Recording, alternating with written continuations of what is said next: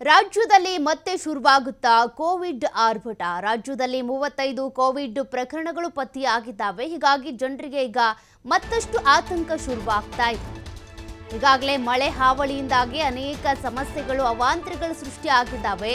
ಅದರಿಂದ ಎಚ್ಚೆತ್ಕೊಂಡ್ವಿ, ಚೇತರಿಸ್ಕೊಂಡ್ವಿ ಅನ್ನುವಷ್ಟರಲ್ಲೇ ಕೋವಿಡ್ ಮಹಾಮಾರಿ ಮತ್ತೆ ಒಕ್ಕರಿಸುತ್ತಾ. ಹಾಗಾದ್ರೆ 35 ಪ್ರಕರಣಗಳ ಪೈಕಿ ಈಗ ಬೆಂಗಳೂರಲ್ಲೇ 32 ಪ್ರಕರಣಗಳು ಪತ್ತೆಯಾಗಿರೋದು.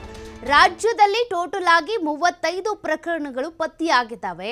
ಅದರಲ್ಲಿ ಹೆಚ್ಚಾಗಿ ಕೇಸ್ ಇರುವಂಥದ್ದು 32 ಪ್ರಕರಣಗಳು ಪತ್ತೆ ಆಗಿರೋದು ಬೆಂಗಳೂರಿನಲ್ಲೇ. ಹಾಗಾಗಿ ಈಗ ಬೆಂಗಳೂರಿಗರು ಮತ್ತಷ್ಟು ಅಲರ್ಟ್ ಆಗಿರಬೇಕಾಗುತ್ತೆ. ಕೋವಿಡ್ ಪ್ರಕರಣ ಪತ್ತೆ ಬೆನ್ನಲ್ಲೇ ಈಗ ಮಾರ್ಗಸೂಚಿ ಕೂಡ ಬಿಡುಗಡೆ ಆಗಿದೆ. ಮತ್ತೆ ಅದೇ ಮಾರ್ಗಸೂಚಿ ಮಾಸ್ಕ್ ಅನ್ನ ಧರಿಸಬೇಕು ಅಂತ ಆರೋಗ್ಯ ಇಲಾಖೆ ಕೊಟ್ಟಿರುವಂಥದ್ದು. ಇನ್ನು ಸಾರ್ವಜನಿಕರು, ಅದರಲ್ಲೂ ವಿಶೇಷವಾಗಿ ಗರ್ಭಿಣಿಯರು ಮತ್ತು ಮಕ್ಕಳು ಹಾಗೂ ಇತರೆ ಆರೋಗ್ಯ ಸಮಸ್ಯೆ ಇರುವವರೇನಿದ್ದಾರೆ ಅವರಿಗೆ ಇಮ್ಯುನಿಟಿ ಪವರ್ ಕಡಿಮೆ ಇರುತ್ತೆ ಮತ್ತು ವೈರಸ್ಗಳು ಬೇಗ ಅಟ್ರಾಕ್ಟ್ ಆಗುತ್ತೆ, ವೈರಸ್ ಬೇಗ ಅವರಿಗೆ ಇನ್ಫೆಕ್ಟ್ ಆಗುತ್ತೆ ಅನ್ನುವಂಥ ಕಾರಣಕ್ಕೆ ಅವರಿಗೆ ವಿಶೇಷವಾಗಿ ಸೂಚನೆಗಳನ್ನ ಕೊಡಲಾಗಿದೆ. ಇನ್ನು ಜನನಿಬಿಡ ಪ್ರದೇಶಗಳಿಗೆ ಹೋಗುವಂಥ ಸಂದರ್ಭದಲ್ಲಿ ಮಾಸ್ಕನ್ನು ಧರಿಸ್ಕೊಂಡು ಹೋಗಬೇಕು, ಕೈಗಳ ಸ್ವಚ್ಛತೆಗಾಗಿ ಆಗಾಗ ಹ್ಯಾಂಡ್ ಸ್ಯಾನಿಟೈಸರನ್ನು ಬಳಕೆ ಮಾಡಬೇಕು ಅಂತೇಳಿ, ಇನ್ನು ಸೂಕ್ತ ಮುನ್ನೆಚ್ಚರಿಕೆ ವಹಿಸಬೇಕು ಅಂತ ಮಾರ್ಗಸೂಚಿಯನ್ನು ಬಿಡುಗಡೆ ಮಾಡಲಾಗಿದೆ. ಪ್ರತಿಯೊಬ್ಬರು ಕೂಡ ಸುದ್ದಿ ನೋಡುವಾಗ ಅನ್ಕೊಳ್ತೀರಾ, ಸುದ್ದಿನೇ ಇಲ್ವಾ ಇವ್ರಿಗೆ, ಮತ್ತೆ ಕೊರೋನಾ ತಗೊಂಡು ಬಂದ್ರು ಜನರನ್ನ ಹೆದರಿಸ್ತಾ ಇದ್ದಾರೆ ಅಂತ. ಬಟ್ ಹೆದರಿಸುವಂಥದ್ದಲ್ಲ. ಕೊರೋನಾ ಆಗಲಿ ಅಥವಾ ಇನ್ನೊಂದು ಮತ್ತೊಂದು ಮಲೇರಿಯಾ ಆಗಲಿ, ಇನ್ಯಾವುದೇ ಸೋಂಕು ಬಂದರೂ ಕೂಡ, ಯಾವುದೇ ಸಾಂಕ್ರಾಮಿಕ ಕಾಯಿಲೆ ಬಂದರೂ ಕೂಡ ನಮ್ಮ ಆರೋಗ್ಯವನ್ನು ನಾವೇ ಕಾಪಾಡ್ಕೊಳ್ಬೇಕಾಗತ್ತೆ. ನಮ್ಮ ಸುತ್ತಮುತ್ತಲಿನ ಪರಿಸರ ಸ್ವಚ್ಛವಾಗಿ ಇಟ್ಕೊಳ್ಳೋದು ಕೂಡ ನಮ್ಮದೇ ಜವಾಬ್ದಾರಿ. ಹಾಗಾಗಿ ನೀವು ಯಾರನ್ನಾದರೂ ಭೇಟಿ ಮಾಡ್ತೀರಾ, ಶೇಕ್ ಹ್ಯಾಂಡ್ ಮಾಡ್ತೀರಾ ಅಂತ ಅಂದರೆ ಅದರಿಂದ ಕೂಡ ಕೊರೋನಾ ವೈರಸ್ ಬರುತ್ತೆ. ಯಾಕೆಂದರೆ ಅವ್ರು ಯಾವ್ಯಾವ ದೇಶದವ್ರ ಜೊತೆಗೆ ಮೀಟ್ ಮಾಡಿರ್ತಾರೋ, ಯಾವ್ಯಾವ ಟ್ರಾವೆಲ್ ಹಿಸ್ಟರಿ ಇರುತ್ತೋ, ಎಲ್ಲೆಲ್ಲಿ ಹೋಗಿ ಬಂದಿರ್ತಾರೋ ಗೊತ್ತಾಗಲ್ಲ. ಹಾಗಾಗಿ ಹ್ಯಾಂಡ್ ಸ್ಯಾನಿಟೈಸರ್ ಯೂಸ್ ಮಾಡಿ ಅನ್ನೋದು ಒಂದು ಮಾರ್ಗಸೂಚಿ. ಮತ್ತು ಮಾಸ್ಕನ್ನು ಧರಿಸಿ ಅಂತ. ಚಿಕ್ಕ ಪುಟ್ಟ ಒಂದು ಶೀತ ಆಯಿತು, ಕೆಮ್ಮಾಯಿತು, ಫ್ಲೂ ಬಂತು ಅಂದರೂ ಕೂಡ ಒಬ್ಬರಿಂದ ಒಬ್ಬರಿಗೆ ಹರಡುತ್ತೆ. ಅದನ್ನು ನೀವು ಗಮನಿಸಿದ್ದೀರಾ? ಒಬ್ಬರಿಗೆ ಶೀತ ಆಯಿತು ಅಂದರೆ ನಿಮ್ಮ ಅಕ್ಕಪಕ್ಕದಲ್ಲಿರುವಂಥ 5-6 ಜನರಿಗೆ ಶೀತ ಬಂದೇ ಆಮೇಲೆ ಹೋಗೋದದು. ಹಾಗಾಗಿ ಈ ಕೊರೋನಾ ವೈರಸ್ ಬರ್ತಾ ಇದೆ ಅಂತ ಅಂದರೆ ಸರಿ ಆಯಿತು, ಬರಲಿ, ನಾವು ಅದಕ್ಕೆ ಬೇಕಾಗಿರುವಂಥ ಕಟ್ಟೆಚ್ಚರವನ್ನು ವಹಿಸೋಣ, ಜಾಗೃತಿ ಮೂಡಿಸೋಣ ಅನ್ನೋದಷ್ಟೇ ಇಲ್ಲಿ ಸುದ್ದಿ. ಅದ್ರ ಬದಲಿಗೆ ಜನರನ್ನ ಹೆದರಿಸ್ಬೇಕು, ಬೆಚ್ಚಿ ಬೀಳಿಸ್ಬೇಕು, ಅಥವಾ ಅವ್ರ ಮನೆ ಬಿಟ್ಟು ಹೊರಗೆ ಹೋಗದೇ ಇರೋ ರೀತಿಯಾಗಿ ಮಾಡಬೇಕು ಅನ್ನುವಂಥದ್ದಲ್ಲ. ಲಾಕ್ಡೌನ್ ಆಗೋ ಮಟ್ಟಕ್ಕೆ ಮಾಡ್ಕೋಬಾರ್ದು. ಕಾರಣ ರಾಜ್ಯದಲ್ಲೀಗ ಕೇಸಸ್ಗಳು ಹೆಚ್ಚಾಗ್ತಾ ಇದೆ. ಬೆಂಗಳೂರಿನಲ್ಲೇ 32 ಕೇಸ್ಗಳು ಪತ್ತೆ ಆಗಿದೆ. ಹಾಗಾಗಿ ಈ ಕೇಸಸ್ಗಳ ಸಂಖ್ಯೆ ಮತ್ತಷ್ಟು ಏರಿಕೆ ಆಗದೇ ಇರೋ ರೀತಿಯಾಗಿ ನೋಡ್ಕೊಳ್ಬೇಕು ಅಂದರೆ ನೀವೆಲ್ಲೋ ಹೋಗಿ ಬಂದಿರ್ತೀರಾ, ದೂರದ ಪ್ರಯಾಣವನ್ನು ಮಾಡಿ ಬಂದಿರ್ತೀರಾ ಅಂದರೆ ನೀವೇ ಒಂದು ವೈದ್ಯಕೀಯ ಪರೀಕ್ಷೆಯನ್ನು ಮಾಡಿಸ್ಬೇಕಾಗುತ್ತೆ, ನಿಮ್ಮ ಟ್ರಾವೆಲ್ ಹಿಸ್ಟರಿಯನ್ನು ಹೇಳಬೇಕಾಗುತ್ತೆ. ಮತ್ತಷ್ಟು ಡೀಟೇಲ್ಸ್ ಕೊಡ್ತಾರೆ ಪ್ರತಿನಿಧಿ ಶಿವಕುಮಾರ್ ಜೋಹಳ್ಳಿ. ಈಗಾಗಲೇ ಕೊರೋನಾಗೆ ಸಂಬಂಧಪಟ್ಟಂತೆ ಒಂದು ಆತಂಕ ಶುರುವಾಗಿದೆ, ಜೊತೆಗೆ ಜನಜಾಗೃತಿಯನ್ನು ಕೂಡ ಮೂಡಿಸುವಂತ ಪ್ರಯತ್ನ ಆಗ್ತಾ ಇದೆ. ಈಗ ಸದ್ಯ ಎಷ್ಟು ಕೇಸ್ಗಳಿರುವಂಥದ್ದು, ಆಕ್ಟಿವ್ ಆಗಿರುವಂಥ ಕೇಸ್ಗಳೇನು, ಏನೇನು ಮಾರ್ಗಸೂಚಿ ಕೊಡಲಾಗಿದೆ?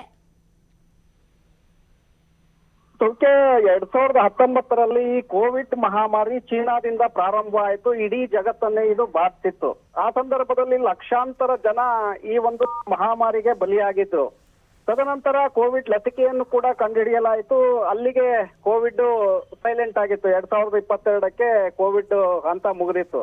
ತದನಂತರದಲ್ಲಿ ಅದರ ರೂಪಾಂತರ ತಳಿಗಳು ಕೂಡ ಮತ್ತೆ ಕಾಣಿಸ್ಕೊಂಡಿತ್ತು. ಆದ್ರೆ ಅದು ಮಾರಣಾಂತಿಕವಾಗಿಲ್ಲ ಅನ್ನುವಂಥದ್ದು ವೈಜ್ಞಾನಿಕವಾಗಿ ವರದಿಗಳು ಕೂಡ ಬಂತು. ಜೊತೆಗೆ ಜನರು ಕೂಡ ಜಾಗೃತಿಯನ್ನ ವಹಿಸಿದ್ರು. ಇದೀಗ ಮತ್ತೆ ದೇಶದಲ್ಲಿ ಕೋವಿಡ್ ಮಹಾಮಾರಿ ಮತ್ತೊಮ್ಮೆ ಒಕ್ಕರ್ಸ್ಕೊಂಡಿದೆ ಅನ್ನುವಂತ ಮಾಹಿತಿಗಳು ಈಗ ಲಭ್ಯ ಆಗ್ತಾ ಇದೆ. ರಾಜ್ಯದಲ್ಲೂ ಕೂಡ ಸುಮಾರು 35 ಪ್ರಕರಣಗಳು ಈಗಾಗಲೇ ಅಧಿಕೃತವಾಗಿ ದೃಢವಾಗಿದೆ. ಯಾಕೆಂದ್ರೆ ಬೆಂಗಳೂರಿನಲ್ಲೇ 32 ಪ್ರಕರಣಗಳು ವರದಿ ಅಧಿಕೃತವಾಗಿರುವಂತದ್ದನ್ನ ದಿನೇಶ್ ಗುಂಡೂರಾವ್ ಅವರು ಈಗಾಗಲೇ ಸ್ಪಷ್ಟನೆಯನ್ನ ಕೊಟ್ಟಿದ್ದಾರೆ. ರಾಜ್ಯ ಆರೋಗ್ಯ ಇಲಾಖೆ ಕೂಡ ಇದರ ಬಗ್ಗೆ ಅಧಿಕೃತವಾಗಿ ಪ್ರಕಟಣೆಯನ್ನ ಹೊರಡಿಸಿದೆ. ಕೆಲವು ಮಾರ್ಗಸೂಚಿಗಳನ್ನು ಕೂಡ ಈಗ ಆರೋಗ್ಯ ಇಲಾಖೆ ಹೊರಡಿಸಿದೆ. ಹಿಂದೆ COVID-19 ಸಂದರ್ಭದಲ್ಲಿ ಯಾವೆಲ್ಲ ಮಾರ್ಗಸೂಚಿಗಳನ್ನ ಹೊರಡಿಸಲಾಗಿತ್ತು ಅದೇ ಮಾರ್ಗಸೂಚಿಗಳನ್ನ ಈಗಲೂ ಕೂಡ ಹೊರಡಿಸಲಾಗಿದೆ. ಸೊ ಇಲ್ಲಿ ಪ್ರಮುಖವಾಗಿ ಹಿಂದೆ ಕೋವಿಡ್ ಬಂದಂತ ಸಂದರ್ಭದಲ್ಲಿ ಕಡ್ಡಾಯವಾಗಿ ಮಾಸ್ಕ್ ಅನ್ನ ಹಾಕಬೇಕಾಗಿತ್ತು. ಸಾರ್ವಜನಿಕ ಸ್ಥಳಗಳಲ್ಲಿ ಭೇಟಿಯನ್ನ ಕೊಟ್ಟಂತ ಸಂದರ್ಭದಲ್ಲಿ ಎಲ್ಲರೂ ಕೂಡ ಮಾಸ್ಕ್ ಅನ್ನ ಹಾಕಬೇಕಾಗಿತ್ತು. ಅದೇ ರೀತಿಯಾಗಿ ಸ್ಯಾನಿಟೈಸರ್ ಬಳಕೆಯನ್ನು ಕೂಡ ಮಾಡಬೇಕಾಗಿತ್ತು. ಈಗ ಮತ್ತೆ ಗ್ಲೌಸ್ ಗಳನ್ನ ಉಪಯೋಗಿಸೋದಕ್ಕೂ ಕೂಡ ಮಾರ್ಗಸೂಚಿಗಳನ್ನ ಕೊಡಲಾಗಿತ್ತು. ಈ ಬಾರಿ ಕೂಡ ಈಗ ಮೊದಲ ಹಂತವಾಗಿ ಯಾವುದೇ ಗಂಭೀರತೆ ಈ ಬಾರಿ ಇಲ್ಲ. ಆದ್ರೆ ಜನರು ಎಚ್ಚರಿಕೆಯನ್ನ ತೆಗೆದುಕೊಳ್ಬೇಕು. ಕಳೆದ ಬಾರಿಯಂತೆ ತಾವು ಮುಂಜಾಗ್ರತೆಯನ್ನ ತೆಗೆದುಕೊಂಡು ಮಾಸ್ಕ್ ಅನ್ನ ಹಾಕೋದು, ಗ್ಲೌಸ್ ಗಳನ್ನ ಉಪಯೋಗ ಮಾಡೋದು, ಹಾಗೆ ಸ್ಯಾನಿಟೈಸರ್ ಬಳಕೆಯನ್ನು ಕೂಡ ಈಗ ಸಾರ್ವಜನಿಕರು ಮಾಡ್ಬೇಕಾಗತ್ತೆ ಅನ್ನುವಂಥದ್ದನ್ನ ಈಗ ಸುತ್ತೋಲೆಯನ್ನ ಆರೋಗ್ಯ ಇಲಾಖೆ ಹೊರಡಿಸಿದೆ. ಸೊ ಹಾಗಾಗಿ ಈಗ 35 ಪ್ರಕರಣಗಳು ಕಂಡು ಬಂದಿರೋದ್ರಿಂದ, ಬೆಂಗಳೂರಿನಲ್ಲೇ 32 ಪ್ರಕರಣಗಳು ಇರೋದ್ರಿಂದ ಮತ್ತಷ್ಟು ಪ್ರಕರಣಗಳ ಸಂಖ್ಯೆ ಹೆಚ್ಚಾಗುವಂತ ಸಾಧ್ಯತೆಗಳು ಕೂಡ ಇದೆ. ಈಗಾಗಲೇ ಅದಕ್ಕೆ ವ್ಯಾಕ್ಸಿನ್ ಅನ್ನು ಕೂಡ ಈಗಾಗಲೇ ನಾಗರಿಕರಿಗೆ, ಸಾರ್ವಜನಿಕರಿಗಾಗಲೇ ತೆಗೆದುಕೊಂಡಿದ್ದಾರೆ. ಸೊ ಆ ಒಂದು ಕಾರಣಕ್ಕೆ ಅದರ ಒಂದು ಪರಿಣಾಮ ಕುಗ್ಗಬಹುದು ಅನ್ನುವಂಥದ್ದು ಕೂಡ ಇದೆ. ಆದ್ರೆ ಎಚ್ಚರಿಕೆಯನ್ನ ತೆಗೆದುಕೊಳ್ಬೇಕಾಗತ್ತೆ. ಎಲ್ಲರೂ ಕೂಡ ಮೈ ಮರ್ತಿದ್ದೆ. ಆದ್ರೆ ಕಳೆದ ಬಾರಿ ಕೂಡ ಅದೇ ರೀತಿಯಾಗಿ ಮೈ ಮರ್ತಿದ್ರಿಂದ ರಾಜ್ಯದಲ್ಲೂ ಕೂಡ ಲಕ್ಷಾಂತರ ಜನ ಸಾವಿಗೀಡಾಗಿರುವಂತದ್ದನ್ನ ಗಮನಿಸಿದ್ದೇವೆ.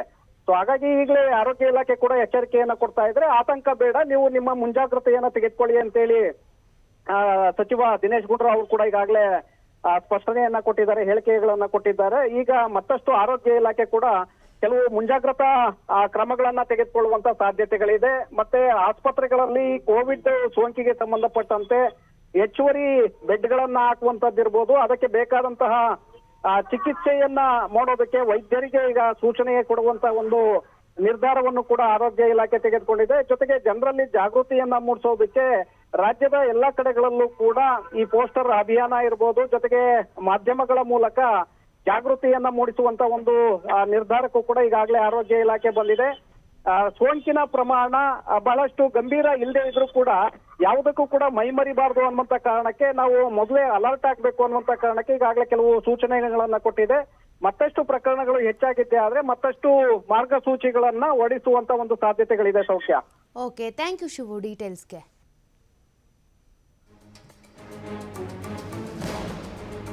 ನೋಡಿ, ಜನವರಿ, ಫೆಬ್ರವರಿ, ಮಾರ್ಚ್, ಏಪ್ರಿಲ್ ಸೇರಿದಂತೆ 1, 2, 3 ಕೇಸ್ಗಳು ಪತ್ತೆ ಆಗ್ತಾ ಇದ್ವು. ಆದ್ರೆ ಈಗ ಮೇ ತಿಂಗಳಲ್ಲಿ ಆ ಕೇಸ್ 35ಕ್ಕೆ ಏರಿಕೆ ಆಗಿದೆ. ಹಾಗಾಗಿನೇ ಮಾರ್ಗಸೂಚಿ ಬಿಡುಗಡೆ ಆಗಿದೆ. ಜನರು ಜನಜಾಗೃತಿಯಿಂದ ಇರಲಿ ಅಂತ.